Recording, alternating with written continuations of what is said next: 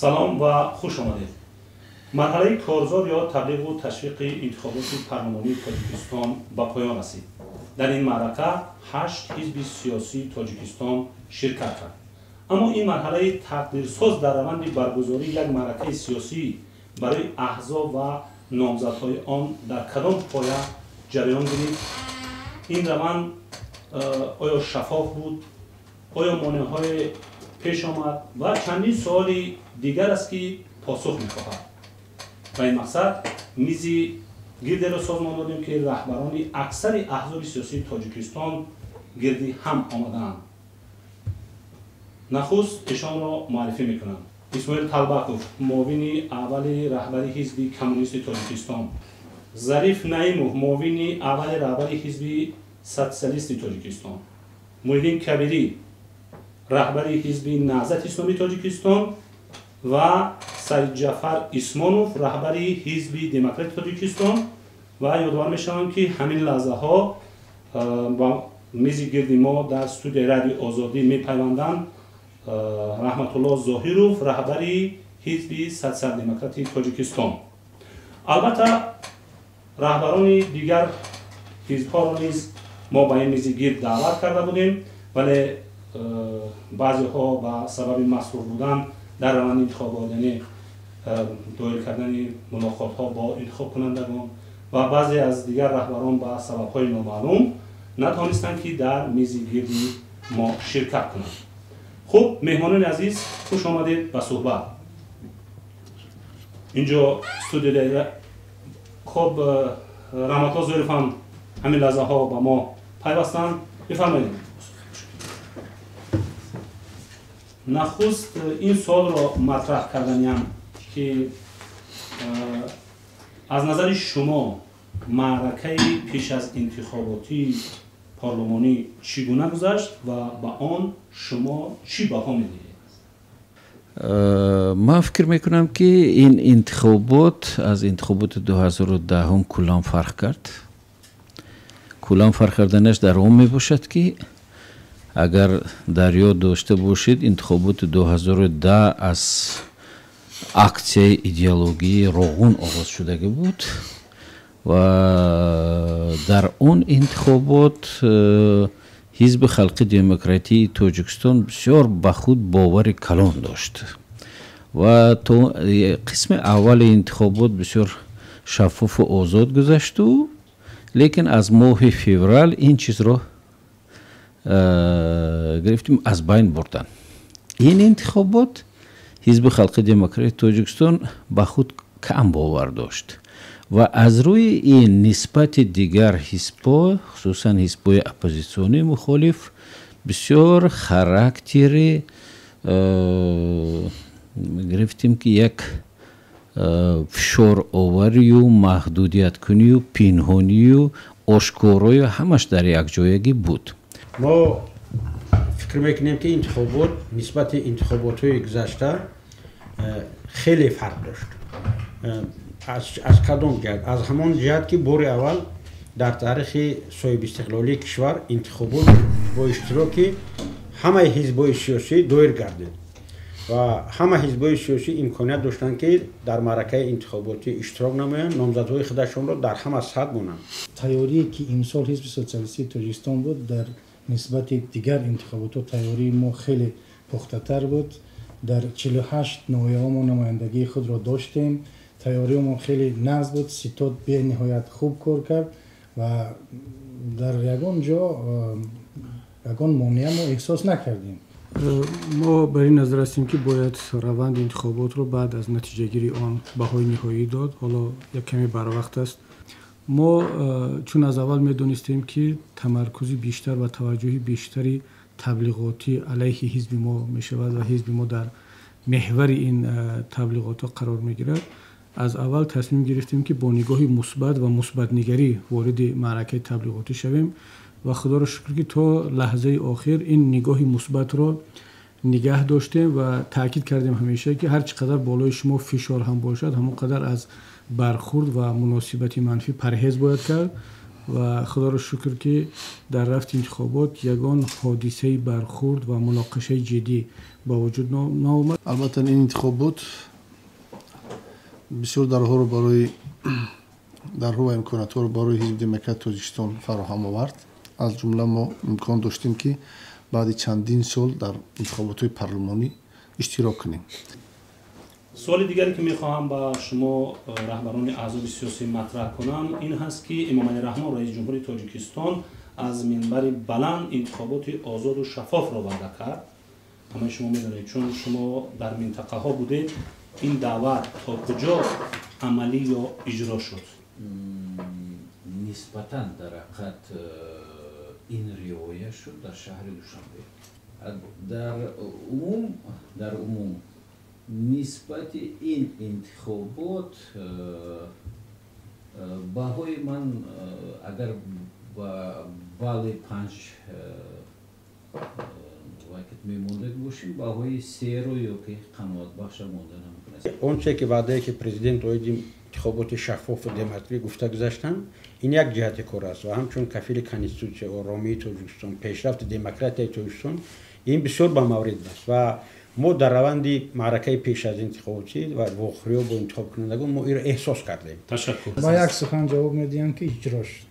پرزیدنت در جلسه شورای امنیت خیلی از مقامات محلی از مقامات دولتی نگرانی کردند و برای اجرا نکردن دستورها، قانونها و سپارش‌های پرزیدنت شکایت زیاد داشتند.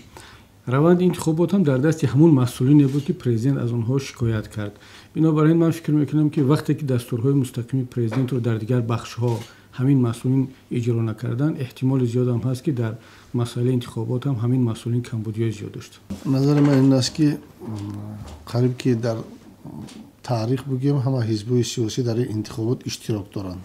خب امکانات‌های تبلیغاتی هست، участкه‌های انتخاباتی هست، امکانات هست که با انتخاب کنندگان وا بخوریم.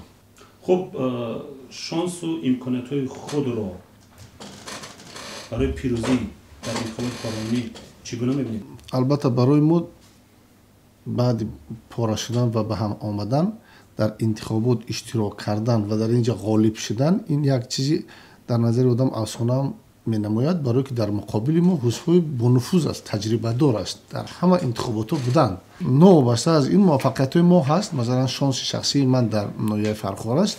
خب من اونجا زوده شدم امکانات دیگر دارم، ما همه امکاناتی که بود استفاده کردیم. من شانس نهضت رو در این انتخابات خیلی خوب میبینم چون که ما واقعا یک معرکه تبلیغاتی خوب رو راه اندازی کردیم. از شیوه‌های گوناگونی تبلیغاتی استفاده شد. اگر انتخابات خوب نتیجه گیری کرده شود، رأی مردم احترام گذاشته شود، شانس نهضت اسلامی تاجیکستان برای تشکیل یک فرکسی در پارلمان آینده کشور هست. من فکر میکنم که ما این سال با نتیجه های خوبتر مایل میشویم، وارد میشویم انشالله. به خاطر اینه که برنامه که این سال ما بررسی کردیم، مورد بررسی قرار دادیم و با مردم فهموندیم، در همه جا دستگیری خود میافت. از استقبال مردم، از محاکمه‌رانی‌های مردم نسبت برنامه حزب کمونیست تاجیکستان ما امید داریم که در پارلمان آینده ما فراکسیای کمونیستان رو تأسیس خواهیم داد. شانس شما در مورد شانس گپ زدن بسیار نسبی است. از بس که هدف اصلی حزب سوسیال دموکرات تاجیکستان در این انتخابات ماندات‌های زیاد گرفتن هم نبود. موضوع اساسی برای ما معرفی کردن حزب بود. از روی امکانات ما بهترین جریان انتخابات را همین سفر برگزار کردیم و من فکر میکنم که در این انتخابات حزب سوسیال دموکرات حزب پارلمانی می شود. خب در قسمت دوم میخواهم سوال‌های جداگانه را مطرح کنم. از جناب کبیری شروع میکنم. جناب کبیری، فشار و برنامه‌ریزی‌هایی که در یک سال اخیر زیر حزب شما راه اندازی شد با اعتبار نامزدهای شما، نامزدهایی که در انتخابات شرکت می‌کنند، چی تاثیر گذاشت و یا آن به معنای خواهد بود که کوشش حکومت به بیرون کردن شما از پارلمان است؟ فکر می‌کنم که این تلاش‌ها و سیاه‌کنی‌ها نتیجه زیاد نداشتند و ما در رفت ملاقات با مردم احساس کردیم که برعکس یک قسم زیادی از مردم تاجیکستان که طبیعتاً همیشه طرفدار مظلوم هست و علیه ظلم با فطرتش مبارزه میکند. پس این تبلیغات ها علیه حزب نهضت اسلامی تاجیکستان دو چیز را آشکار کرد. یکی اون که حزب نهضت اسلامی تاجیکستان واقعا یک حزبی قوی هست که می ارزد که علیهش تبلیغات کنند. دوم ما خلاصه همون این شد که طرفداران ما قوی‌تر شدند، استوارتر شدند و بعضی کسانی که کلاونده بودند آنها از صفای حزب رفتند که برای یک حزب سیاسی یک مرحله صافکنی و تازه‌کنی صفا هم هست. حزب دموکرات یک حزب عمده مخالف با حکومت بود. خب همکنون از اون حزب قبلی چی باقی مانده است؟ البته مبارزه سیاسی هر خیر می شود.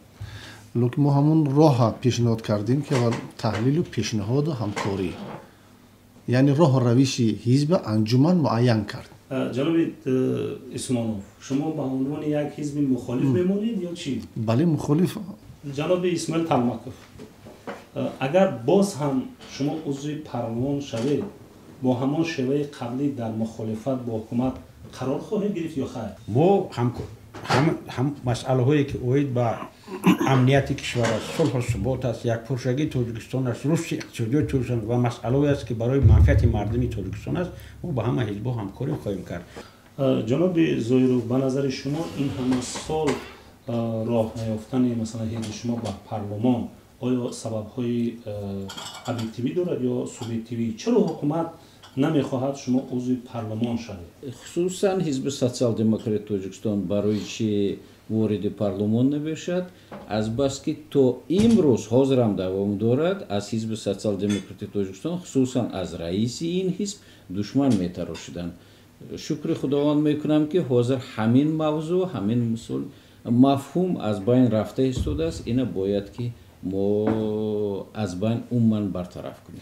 اما سوال آخرین من این هست، خب نمیتونستم این سوال مطرح نکنم، اگر حزب شما پیروز نشود اقدامات بعدی هم چی خواهد بود؟ ما با امید هستیم، ما فکر نمیکنیم که این باز هم رشد دهد، چون حزب ما امسال 18 ساله می شود و اگر چنین شرایط رخ دهد ما باز همکاری را متحدتر شده در مسئله های ایدئولوژی حزبمون، در مسئله تغییر برنامه های حزبمون بیشتر میکنیم و سمت سرعت حزبی خودمون قوی‌تر می‌گردونیم که در انتخابات‌های آینده شرکت کنیم و موفق شویم. ما در هر حالت رعایت مردم خودمون رو اعتراف میکنیم و تکیه با معرفت بلند انتخاب کنندگان خودمون ما امید می‌بریم. حزب سوسیال دموکرات میگویند که حزب حقوق شناسان است، برای ما در چارچوب قانون عمل میکنیم و چگونه واسطه‌هایی که امکانیت داریم برای تاثیر رسانی یا که مثلا بهاگذاری همین چیز را استفاده میکنیم. در صورتی که اگر مثلا صاحب کرسی پارلمان هم نشویم این باعث بسیار تشویش نیست، زیرا حزب ما باعث اعتراف شد و معرفی شد. اگر نتیجه انتخابات بعد از جمع بست مورد تایید و جانبداری حزب ما قرار نگیرد، قانون جمهوری تاجیکستان راههای شکایت و اعتراض را مشخص نشان داده است که نهضت هم از آن استفاده خواهد کرد، ولی باوری داریم با امید داریم که کار تا به این حد نخواهد رسید. خوش آمدید با این صحبت میمانان عزیز و اینجا رسیدیم به پایان میزی گیر که با پایان مرحله کارزار انتخاباتی یعنی تبلیغ و تشویق انتخابات پارلمانی اختصاص داشت.